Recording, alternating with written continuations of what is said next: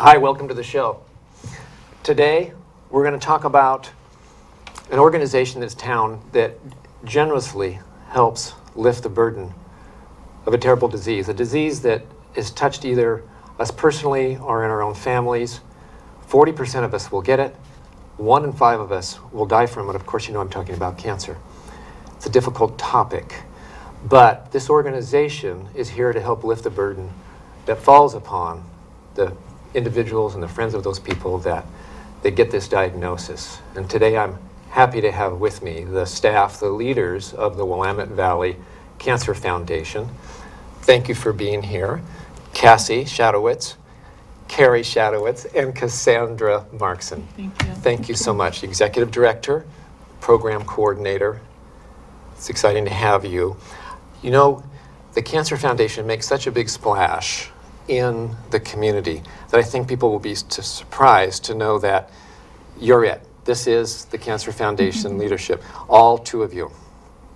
Yes. How do you do that? Why do we all know so much and yet you must be very busy? I think that we're very busy individuals in the jobs that we perform, but I think that we both have the compassion of strongly believing in what we do, and there's many facets of what we do that are in our job functions.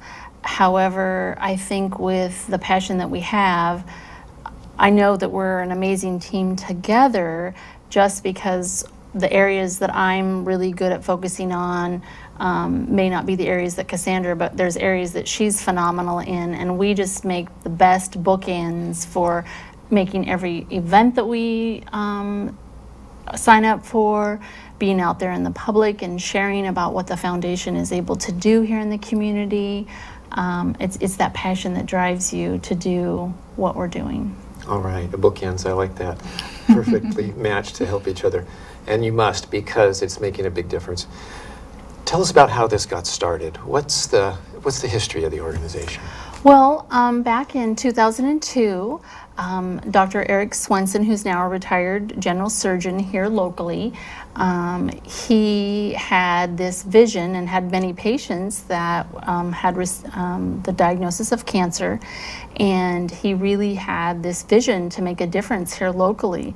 Many of the patients that were being diagnosed with cancer didn't want to go outside of the community for treatment, and so they would seek to not have any treatment. And so he went to Rosemary Davis, the CEO of Willamette Valley Medical Center at the time, and they put together a board of 20 of all types of different individuals from the community. And the majority of our board members have been on our board since our inception in 2002. And the vision was for us to be able to assist these patients who had that cancer treatment or that cancer diagnosis and assist them in areas where they may not be able to continue working while they were undergoing their treatment. And so we became a foundation, a 501c3 nonprofit in 2002, and we were able to give our first donations to 4 patients in 2003 when we were able to provide some financial assistance. And now since that time, you've collected and distributed almost $500,000. Yes.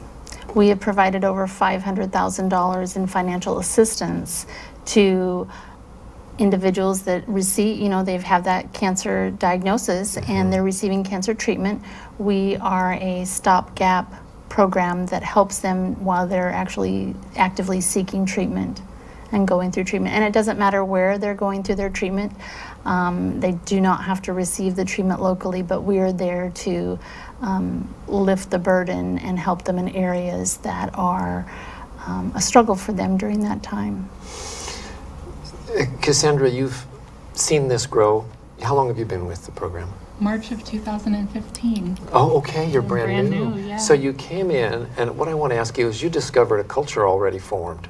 Yes, definitely. And how would you describe, can you tell me what the mission is? What are the values that that make this work? Definitely. Well, our mission is to definitely foster hope through support of cancer patients. Not necessarily emotional support, but the financial support that's needed when you can't work and your body is being taxed by chemotherapy and radiation, and you're sick and you're tired, and all of a sudden your bank account's at zero, you can't pay your rent, you can't pay your power, water, electricity, all of that, even prescriptions that aren't covered by insurance. Sometimes you lose your insurance and you can't pay your premium. How are you going to still go through treatment? So we're able to provide funding for those low-income patients who are going through a phenomenal, extraordinary burden, and lift some of that stress that isn't necessary so that they can rely and concentrate only on their treatment. What comes to mind then is, we have a concern about homelessness here in the city and throughout the county. I see then the Cancer Foundation is contributing to the solution of homelessness. Yes. If you're helping people get through a period when they can't pay their rent, then you're keeping them from being homeless. Definitely. Keeping roof over their head. We are purchasing groceries for them.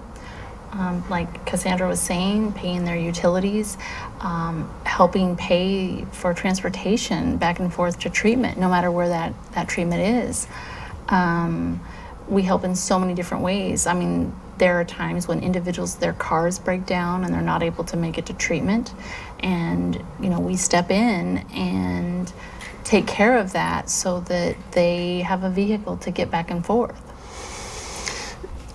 Kassandra, the people that come to you, they apply for your assistance. Can you tell us about that process? And are you the one that handles those? We both do, actually, okay. Very much so.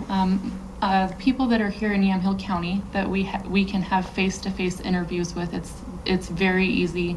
We sit down with them and we go through their monthly expenses and their income, and we come up with a monthly budget to know how much of a deficit they're in at this current time.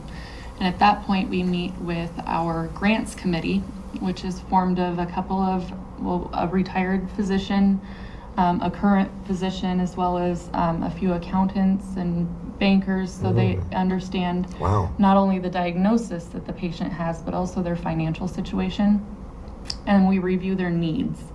And at that point in time, the committee decides how much funding we can provide that one individual over how long of a period of time, and then we go from there. We start paying their rent or their transportation, whatever their greatest need is, to allow, if we pay somebody's rent, that it frees up some money so they can maybe pay for something else that's necessary. That's incredible. So the people apply for grants, they go before this. What I hear sounds to me like an incredibly experienced, educated group of people that make these decisions, that are donating their time to do this. Accountants and doctors, what better decision people could get together to help make these decisions for the use of these funds that have been given to you. So I'm just thinking, they're being used so well. Yes, definitely. With a minimum of overhead.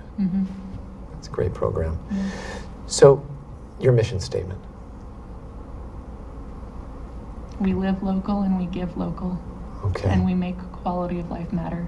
Making quality of life matter. So those that you've said, these people are going through a hard time already with their disease, but that brings up so many other problems, and those are the problems that you're here. Well, Dr. Swenson's biggest belief when the foundation was incepted was that a patient's well-being is just as important as their treatment for cancer. And if you're already stressing about the diagnosis of cancer and how long you're going to live and what's going to happen to your family, why make them stress also about their financial situation?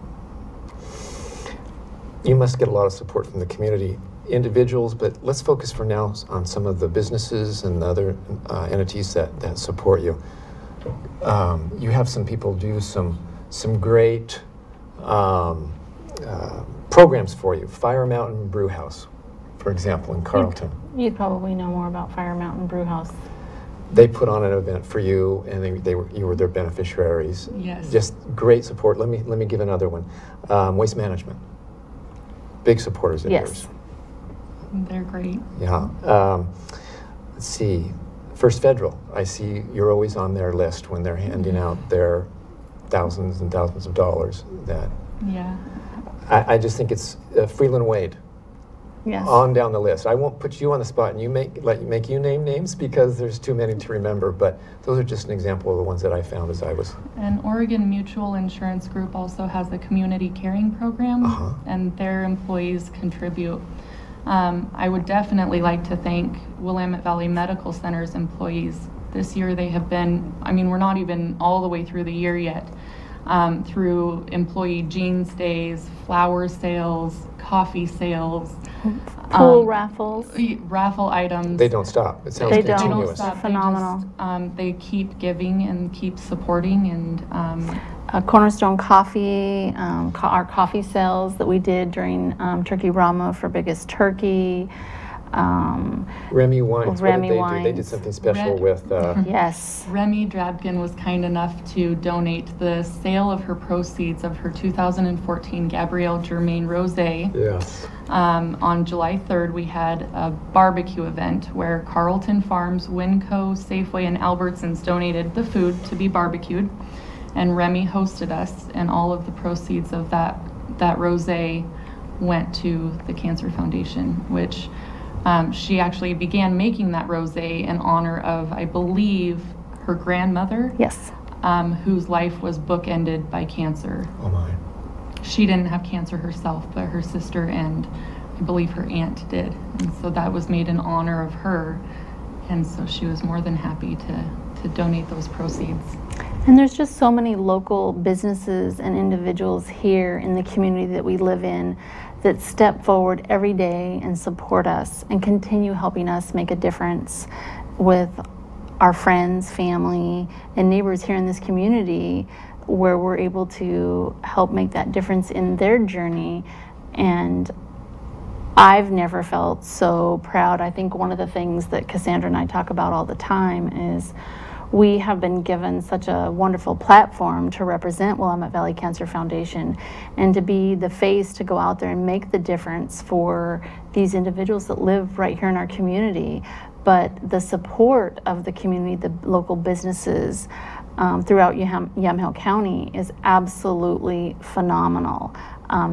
It is, some days in fact I've made this, because some days I feel like I just need to be pinched because we live in such a generous, giving community that believes in what we do, and they help us make that difference. I see that the business community, the individuals have really rallied around you. And I was reading an obituary and I noticed there was a woman, Zeta Matz, at the end of the obituary it said, "Any memorial contributions, please make them to the Willamette Valley Cancer Foundation."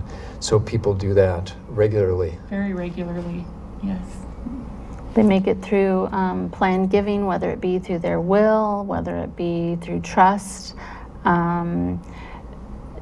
A lot of times during the service, the pastor might announce that in lieu of flowers or cards, Mr. or Mrs. would like you to donate your money or time to Willamette Valley Cancer Foundation. And I think almost on a daily basis we're getting either in honor of donations or in memory of. And that's when we notify both the family of the contribution that was made in the name of that person, but we also send a thank you to the donor themselves. Wonderful. We've talked about businesses, we've talked about individual contributions. Now I want to save the barium cup for last, for the end of the show. We're going to really talk about that. But let's talk about a couple of your other fundraisers, the neighborhood luncheon. Just what month is that and what does that look like? So our neighborhood luncheon is every April. Next year we'll be having our 3rd annual. So it's at the end of every April, and what we do is we invite the community and to come to the luncheon, and then we share at the luncheon, what we do, why we do what we do, and then how it makes a difference with the individuals that have been recipients of the luncheon. That's one of our major fundraisers. In the ballroom. Yes, in the grand ballroom is where we've had it the last couple of years. That was a great experience. Yes. And then one of your other fundraisers is the Gathering in Gratitude. What? What is that? So our gathering in gratitude is a gala that we do. We put on an absolutely beautiful dinner. Jill and Alan Methvin of Methvin Vineyards. Jill is one of our board members, and they actually donate the venue there for us to actually hold that dinner. This last, and that's every July. And this year it was on July 24th at Methvin Vineyards. It's a dinner. We have music, dinner, wine that's donated by local wineries. And we provide a complimentary meal and wonderful music. And then we also have an auctioneer that is there, people that donate items for us to auction off. And of course, the revenue from that auction goes back into what we do by supporting patients and during cancer treatment. And our auctioneer, Jill Marie Wiles, she is pretty good at getting the crowd riled up to raise their paddle just for a donation. In July, okay, I'll look forward to that next year. Yeah. Great. Well, I'd like to show the movie that was put together for you. It's a short clip. Let's plug Adam over at Gearbox Studios. Made this for you, and we're going to run that. And Kassandra, after this, so during this film, we're going to bring in Jane, another guest, and so we'll say goodbye to you right now, and we'll run the film, and then suddenly Jane will appear here. So stick around. If you know Jane Shell, you're going to want to stay, and because she's going to come on right after this short movie. So we could run that. We all have a family person, a friend, or a neighbor, someone we know that's been touched by cancer. As you go into the room back there where you get chemo and your other treatments, you definitely come in contact with other people that are getting assistance. The kids don't understand, they say, well, I can't get cancer, breast cancer at 19, 20 years old. You can get cancer at any age. It does not matter. You know, when you're first being told that you have cancer, the fear, the anger, and the anguish, it's like a waterfall. It just rushes right over. And there's no way to stop that because you really are angry with the fact that it's hit you. Like this one lady asked me, why do you want me to make your bags a little lighter than I used to do them for you? I said, because I have breast cancer, and I can't carry the heavier bags. So she helped me out to the car with the groceries, and I asked her, I said, have you ever gone in and been checked for breast cancer? And she said, no. I checked with her a week later, and she had set up an appointment to go in and have a mammogram done.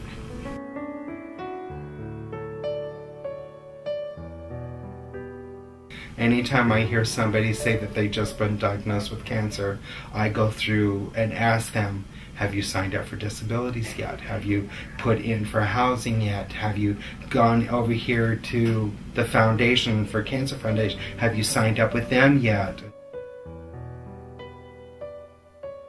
It's nice to have it in our community, where it's close by for everybody instead of everybody having to drive to Salem or Portland.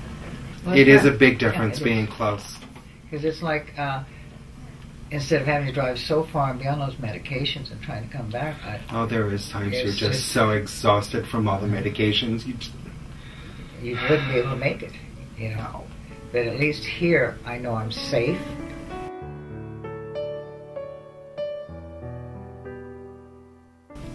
You can't go wrong with the foundation here. It's a fantastic group.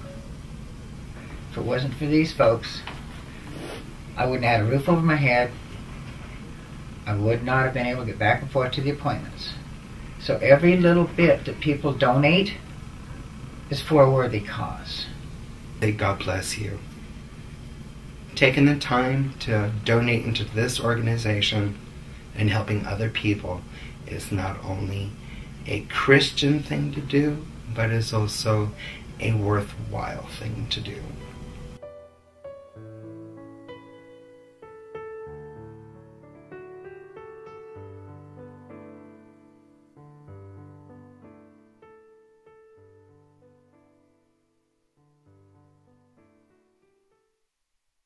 Well, you can see that this organization is very important to a lot of people. This was a wonderful example of just 2 of the cancer survivors that they've helped. Well, if you're just joining me, I have with me today Carrie Schadewitz, the Executive Director of the Willamette Valley Cancer Foundation. Thank you. And Jane, welcome to the show. Thank you. Jane Schell, cancer survivor, Yes. recipient of the wonderful help available at the Cancer Foundation. Yes. Jane, you've been so generous with your time and giving back to the foundation. They gave you so much. I know, because I was your landlord while you went through this, and they paid your rent to me, and that was so humbling to receive that check from the Cancer Foundation in your name. It just made me realize what goes on in this community for the people that need help. They're fantastic. I'd do anything in the world for that Cancer Foundation. They have been there for me. They've been my strength, my friend, my compassion, caring people. That there's no end to the love that they give to the people that need help. Yeah. And I was happy to be one of the recipients. And what I've learned in my studies of the foundation is that they help lift the burden of this diagnosis. And that I've seen over and over. You said on the video that you were just saying the diagnosis just falls on you. It's like a waterfall, all the different. So that happened to you. Yes, it did. What was that like, and what happened? Well, I kind of had a feeling I had cancer, but I didn't have any insurance, and I didn't know where to go. So after my surgery, I was talked to, and I'm the type of person, I give. I don't ask for help. I never have. And this is the one time in my life that I needed help, and they were there for me. And it relieved such a big burden, because I was afraid if I couldn't pay my rent, I'd be homeless. Because there's no way that you can work when you have breast cancer and go through the surgeries that I had to, the chemo and the radiation. This crew was fantastic and helped walk me through it. If I needed to talk to somebody, they were there. And I was happy to give you a guided tour of what the Cancer Foundation was all about. Thanks for that invitation. I just want to say, Jane, as I got to know you before your diagnosis, that you worked in healthcare. You assisted, how would you describe your job? I'm a home health care worker. Yes. I go in and I take care of the sick and the handicapped in their homes, and so that they can have proper care. And often these are people younger than you that you're helping out. Yes. You are a tireless worker, and I saw that. And when you say, and you would tell me about the people that you were taking care of and all the work that you went through to help them. And you aren't one to ask for help, fiercely independent. So, but a cancer diagnosis can really level anyone. Yes, it did. It knocked the floor right out from underneath me. And I called my kids and I asked them what to do and would you be there for me. He said, well, Mom, we will be there for you, and we are starting our prayer groups for you, and we will see what we can do for you. So they also gave me moral support, along with the foundation and along with you. Yeah. You helped keep me going. Well, I was inspired by you, Jane. Every time. You went through 2 rounds of this. You went through a surgery, and then you had a second round. What? Remind me. Okay, the first surgery, I had a phase 3 cancer in the breast, and it had to be removed. And when they did that surgery, they took a couple of the glands out of the armpit, tested those for cancer, and they were phase 3 cancer. So I went in and had 30 days later and had a second surgery, and I'm just as strong as before, if not more. You've told me you've retrained. The home health care is not available. Just maybe that's too much work right now. Yes. In this phase for you, but you've retrained. Tell us about that. Well, I'm going to retrain and find different types of work to do. But I'd like to be able to work in a store. I like to be able to go down and talk to people that are on drugs and alcohol and try and get them away from it. And I want to do whatever I possibly can for the Cancer Foundation. All they have to do is call and ask, and I'm there. Well, I just want to say you have an interest in working in retail, if that came along. So anyone out there that's looking for an employee, I'll say Jane will work harder than you want her to. She is amazing. She won't stop. You'll have to send her home and lock the door behind her. Sometimes that doesn't even work. Yeah. All right, Jen, thank you so much for sharing with us so personally. I think it matters to a lot of people that maybe have gotten a diagnosis and are feeling that, the burden of that, and to see you as a survivor and the help that you've gotten. Thank you for being here. There's one thing I can say. If you do get diagnosed with cancer, do not ever be afraid to talk about it. Because what that does is it helps heal you, and it also gives the other people information. Hey, maybe I'd better start checking things a little more seriously. All right. Good advice. Thank you. All right. Well, I promised you time to talk about the Barium Cup. That's what's coming up. Yes, we're so excited about it. We're having our 13th annual Barium Cup Golf Classic. It's held every year at Michael Book Country Club. It will be September 28th. It's our last big fundraiser of the year for the foundation. So September 28th at Michael Book, you can look at our website, and you can register there on our website at www.willamettevalleycancerfoundation.org, or you can email Cassandra or myself. However, we usually have about 33 teams, and we usually have a celebrity that comes out and joins us. We'll have an auction that evening, so they start golfing. Registration starts at 10 a.m. in the morning. They do a shotgun tee-off time at noon. Shotgun meaning there's people on every hole. Right. And suddenly everybody go, and you just... and we station them out. Michael Book has been a great supporter through the last 13 years at helping us set up all that. And we provide a boxed lunch during the tournament, and then we also have dinner that happens at 5:30, and then the trophies will be handed out at 5. This year we will be having Pat Casey from OSU, who will be handing out the trophies. That sounds fun. Now, let's make this maybe inviting for non-golfers. A non-golfer can show up and play golf? You bet, anybody can play golf. We definitely have to have a handicap for them, but as you know, every team has 4 people on the team, and if you've got a really good handicap, you know they want you on their team. Okay. So, if you don't play golf, what time would you show up? Well, if you want to just come out and be a spectator, you can show up. Okay. I would say at 10 o'clock in the morning. We also have evening dinner that we do at Michael Book, and there's an auction there, so that's the closure end of it. So you're more than welcome to come out and get a hold of us, and we'll set you up for dinner. Yes. Definitely reservations are required because we want to make sure we have enough food. Okay.